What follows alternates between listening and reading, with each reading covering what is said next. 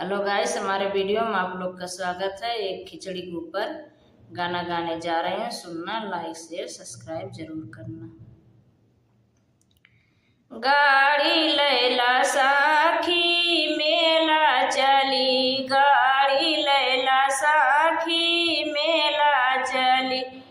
ओही खिचड़ी के मेलवा में काव काव लेबू, ओही खिचड़ी के मेलवा में काव काव लेबू।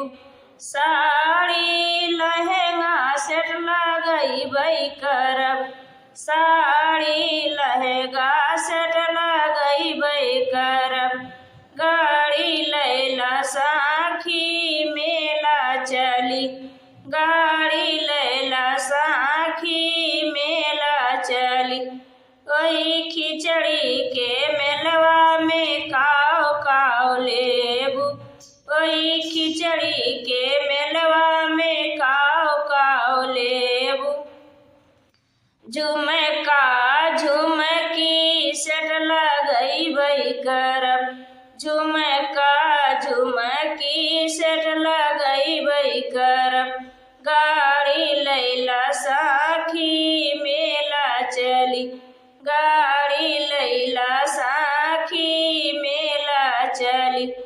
ओही खिचड़ी के मेलवा में काव काव लेबू, ओही खिचड़ी के मेलवा में काव काव लेबू।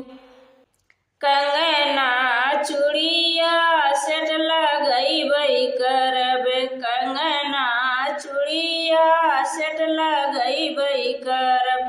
गाड़ी लैला साखी मेला चली, गाड़ी लैला साखी मेला चली।